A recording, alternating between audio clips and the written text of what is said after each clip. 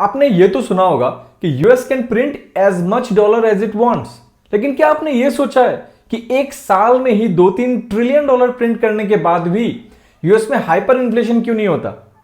आपने ये भी सुना होगा कि जब भी कोई केओस होता है तो दुनिया डॉलर के पीछे भागती है, लेकिन क्यों? केओस हुआ मतलब इकोनॉमिक एक्टिविटी तो कम हो जाएगी, ट्रेड्स कम होने चाहिए, डॉलर की जरूरत कम होनी चाहिए, तो क्यों डॉलर के पीछे भागते हैं लोग? आज मैं इन्हीं 2 पॉइंट्स को डीमिस्टिफाई करते हुए आपके सारे कंफ्यूजन को क्लियर करने वाला हूं हमारे डिमिस्टिफाइंग डॉलर एंड ट्रम्प सीरीज के पहले एपिसोड में। इन लेमन्स लैंग्वेज, यूएस के पास इनफाइनाइट डॉलर है क्योंकि यूएस के पास एक ऐसा क्रेडिट कार्ड है जिसका बिल उसी क्रेडिट कार्ड से पे किया जा सकता है। समझाता हूं कैसे, आप थोड़ा ध्यान से सुनना। यूएस गवर्नमेंट अपना जो बजट है उसको डेफिसिट में रन करती है। जैसे कि 2024 में यूएस का बजट था ऑलमोस्ट 6.75 ट्रिलियन का, लेकिन जो टैक्सेस वगैरह से या डिविडेंड वगैरह से यूएस का रेवेन्यू आता है वो करीब करीब 5 ट्रिलियन के आसपास था। तो मतलब 1.75 ट्रिलियन यूएस का डेफिसिट था जो कि यूएस ने डेट से उठाया, बोरो किया। This is a huge amount. 1.75 is almost 26% of the budget. तो ये डेट गवर्नमेंट कैसे उठाती है? देखो, गवर्नमेंट खुद पैसा प्रिंट नहीं कर सकती है, मतलब फिजिकली भी नहीं, इलेक्ट्रॉनिकली भी नहीं। गवर्नमेंट के पास वो पावर ही नहीं होता है। गवर्नमेंट इंस्टेड ट्रेजरी बॉन्ड्स निकालती है जो कि एक फिक्स्ड इनकम इंस्ट्रूमेंट होता है। मतलब गवर्नमेंट उन बॉन्ड होल्डर्स को after a certain period, after the maturity period, एक फिक्स्ड रिटर्न एश्योर करती है। Now many institutions like banks, investors, foreign governments and most importantly US Fed, मतलब जो यूएस का सेंट्रल बैंक होता है, these are the people who buys those bonds, and in return US government gets the money in its hand. Now one important thing is Fed can print money, but that doesn't mean that Fed will print money and finance US bond anytime the US government wants. In reality, in majority of the time it's the outside world who finances those treasury bonds. और ये चीज आपको federal reserve के balance sheet में दिख जाएगा। देखो, balance sheet में इंक्रीज तभी होएगा ना जब फेडरल रिजर्व और ज्यादा गवर्नमेंट बॉन्ड्स खरीदेगी। तो आप देख सकते हो कि सिर्फ 2008, 2020, 2021 में एक शार्प स्पाइक आया था। मतलब during those years federal reserve has printed a lot of money and finance the US governments bonds, the US governments treasuries. और उसके बाद उसने वो ट्रेजरीज लिए और फिर अपने पास रख लिए, और फिर इधर उसके बैलेंस शीट में ये चीजें दिख रहे हैं। सो मोटा मोटा आप ये कंसिडर कर सकते हो इस इमेज से, मैं ज्यादा टेक्निकल नहीं जाऊंगा, कि अगर फ्लैटिश है मतलब फेडरल रिजर्व प्रिंट नहीं कर रहा है, और अगर फ्लैटिश नहीं है मतलब फेड प्रिंट कर रहा है। So majority of the time Fed print नहीं कर रहा होता है। तो इस ग्राफ से हमें क्या दिखता है? इस ग्राफ से हमें पता चला कि majority of the time US print नहीं कर रहा होता है, रेदर द आउटसाइड वर्ल्ड वहां से वो डेट फाइनेंसिंग लेके फिर अपने खर्चे चलाता है, विच इज वाई यूएस में हाइपर इन्फ्लेशन नहीं दिखता है। लेकिन अब नेचुरल क्वेश्चन यह आता है कि अगर यूएस गवर्नमेंट इस मॉडल पे चल रहा है तो दुनिया के सारे गवर्नमेंट क्यों नहीं चल रहे? अर्जेंटीना, वेनेजुएला, वो भी तो यही काम कर सकते थे, उनको क्यों फिर प्रिंटिंग करने की जरूरत पड़ी? बिकॉज वो कंट्रीज डेट इशू तो करना चाहती है, लेकिन उसके खरीदने के लिए इतने लोग ही नहीं है। मतलब कोई कंट्री अगर अपना डेट इंस्ट्रूमेंट निकालती है तो उस कंट्री के खुद के इन्वेस्टर्स या बैंक फिर भी कुछ हद तक खरीद लेंगे, या थोड़े बहुत बाहर के इन्वेस्टर्स भी खरीद लेंगे। लेकिन जिस वॉल्यूम में यूएस बॉन्ड्स को खरीदा जाता है उस वॉल्यूम में बाकी कंट्रीज के बॉन्ड्स को नहीं खरीदा जाता। Now the obvious next question is कि ऐसा क्यों है? यूएस कंट्री है, बाकी कंट्रीज कंट्री नहीं है क्या? ऐसा क्यों होता है कि यूएस बॉन्ड लोग ज्यादा खरीदना चाहते हैं, बाकी कंट्रीज के नहीं? देखो, कोई इन्वेस्टर किसी चीज पे इन्वेस्ट नहीं क्यों करना चाहेगा या कब नहीं करना चाहेगा? जब उस इन्वेस्टर को यह डाउट होगा कि पता नहीं मेरा पैसा वापस भी आएगा कि नहीं, या फिर अगर उस इन्वेस्टर को लगता है कि यार सेम करेंसी में उसका जो पैसा वापस आएगा उसमें रिटर्न ही नहीं बनेगा या फिर नेगेटिव रिटर्न बनेगा। और दुनिया के सारे इन्वेस्टर्स को इस चीज का पक्का बिलीफ है कि यूएस बॉन्ड कभी डिफॉल्ट नहीं होगा, वहां से उसका पैसा वापस भी आएगा और सेम करेंसी में एक फिक्स्ड रिटर्न भी लेके आ जाएगा। ऐसा क्यों है? ऑब्वियस क्वेश्चन आता है कि ऐसा क्यों है कि यूएस गवर्नमेंट के ऊपर इतना ज्यादा ट्रस्ट है या फिर यूएस ट्रेजरी के ऊपर इतना ज्यादा ट्रस्ट है। Now this is the most interesting point of this video. This happens because of two main reasons. First one is creation of knowledge.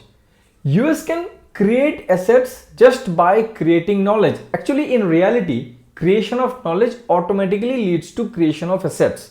For an example, suppose आपके पास बहुत ज्यादा सूखी लकड़ी पड़ी है और सपोज अभी आग का आविष्कार नहीं हुआ है, तो सूखी लकड़ी का कोई वैल्यू है क्या?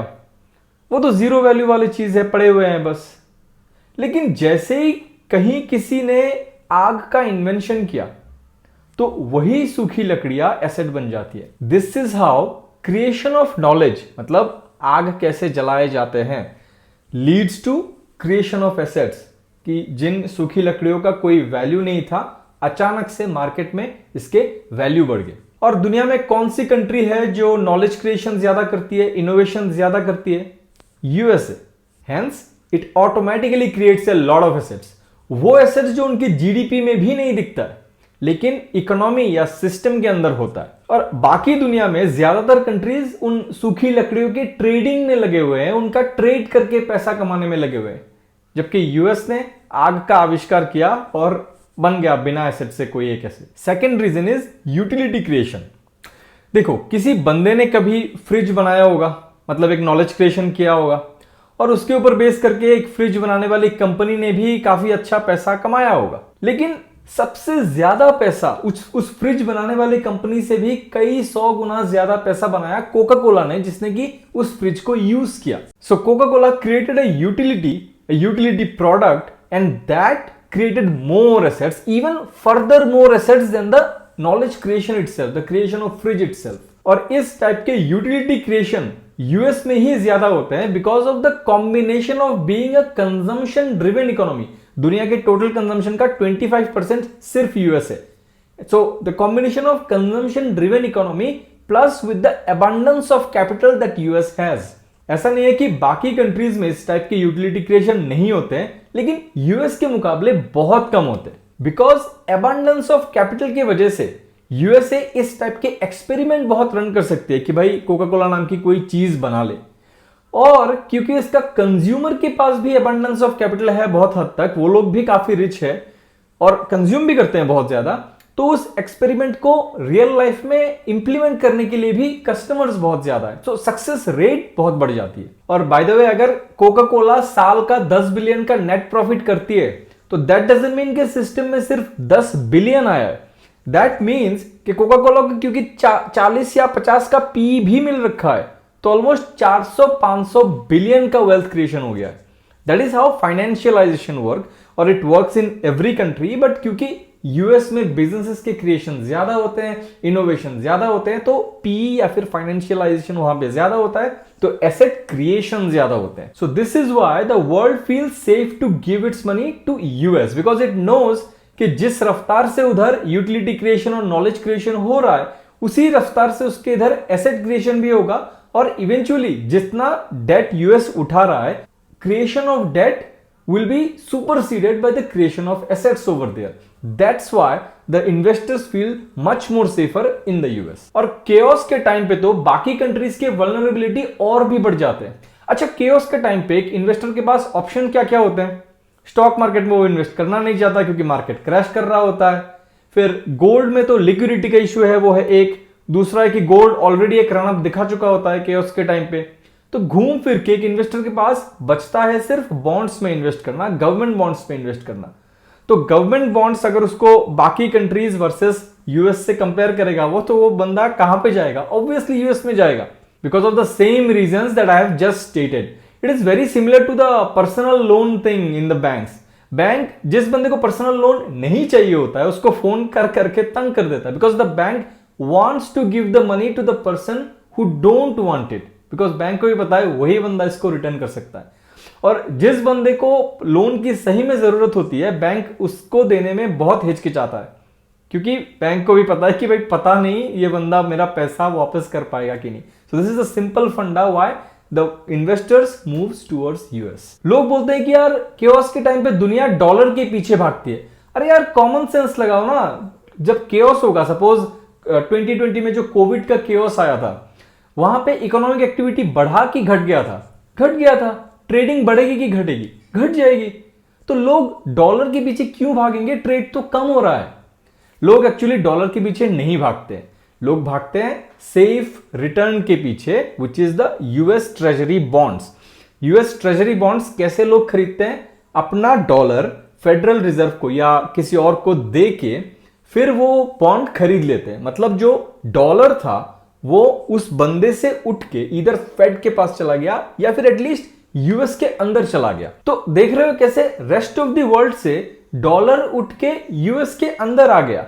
अब यूएस गवर्नमेंट जब खर्च करेगी तब करेगी, but for that period of time, for that chaotic time, वो dollar rest of the world से उठ के यूएस के पास आ रहा है। मतलब रेस्ट ऑफ द वर्ल्ड में एक जो डॉलर का जो सप्लाई है वो घट गया, क्योंकि अवेलेबिलिटी ऑफ डॉलर ही घट गई रेस्ट ऑफ द वर्ल्ड में। तो क्योंकि अवेलेबिलिटी ऑफ डॉलर कम है उधर, मतलब सप्लाई कम है, तो सिंपल इकोनॉमी है कि सप्लाई डिमांड में अगर डिमांड ज्यादा होता है, सप्लाई कम होता है, तो क्या होगा?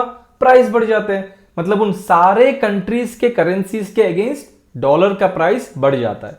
सो इन ए नटशेल, यूएस गवर्नमेंट को जब भी पैसों की जरूरत होती है तो जरूरी नहीं है कि वो प्रिंट करे, वो रेयरली ही प्रिंट करेगी, लेकिन वो अपना बॉन्ड इशू करेगी हर साल, जो कि अलग अलग कंट्रीज के डिफरेंट इन्वेस्टर्स उनका डॉलर दे के खरीद लेते हैं और फिर यूएस गवर्नमेंट के पास डॉलर आ जाती है। फिर वही यूएस गवर्नमेंट इन डॉलर्स को खर्च करती है, जिससे कि वो पैसा यूएस सिटीजन्स और यूएस कंपनीज के पास पहुंचता है। फिर वो लोग उसको फिर से खर्च करते हैं चीजें इंपोर्ट करने के लिए, may be from China, Vietnam और उस टाइप के कंट्रीज। तो उसके बाद क्या होता है कि ये डॉलर फिर से बाहर की कंट्री में चले जाते हैं और फिर अगले साल सेम ही चीज रिपीट होती है। और क्योंकि यूएस का नॉलेज क्रिएशन बहुत ज्यादा है, बिजनेस क्रिएशन, यूटिलिटी क्रिएशन बहुत ज्यादा है, फाइनेंशियलाइजेशन बहुत ज्यादा है, तो एसेट क्रिएशन भी ज्यादा है, विच इज वाई ये डेट साइकिल हमेशा ऑफसेट हो जाती है with the asset creation and the economy. और इस सिस्टम से बेनिफिट सिर्फ यूएस को नहीं हुआ है, बल्कि हर किसी को हुआ है, क्योंकि सिर्फ यूएस ही है जो इतना सब्सटेंशियल अमाउंट में अपने फ्यूचर से पैसा बोरो कर सकती है और फिर वो जाके ये पैसा बाकी कंट्रीज को देती है, of course by purchasing things from them. तो ये पैसा जब बाकी कंट्रीज के पास जाता है तो उनके इधर भी प्रोस्पेरिटी होती है। लास्ट 50 सालों में दुनिया में जितना प्रोस्पेरिटी हुआ वो उसके पीछे का एटलीस्ट एक बिगेस्ट रीजन यही यूएस का डेट साइकिल था। However, for the first time ever इस सिस्टम में थोड़े क्रैक्स दिख रहे हैं। लास्ट कुछ सालों में कई सारे रीजंस के वजह से ये सिस्टम काफी वीक सा लगने लगा है, जिसकी वजह से आजकल आप देख भी रहे हो कि एक नए वर्ल्ड ऑर्डर की तरफ दुनिया शायद मूव कर रही है। ये क्रैक्स क्यों आ रहे हैं? यूएस कैसे इसको फिक्स करेगा या फिर करने की कोशिश कर रहा है? इसके साइड इफेक्ट्स क्या हो सकते हैं? इंडिया का क्या बेनिफिट या इंडिया के ऊपर क्या इंपैक्ट हो सकते हैं? ये सारे चीजें हम डिस्कस करने वाले हैं हमारे demystifying dollar and Trump series के अगले एपिसोड्स में। So stay tuned and subscribe to the economic talks. If you like what you see, don't forget to hit the like button and share the video. मैं आपसे मिलता हूं economic talks के next video में। Thank you for watching.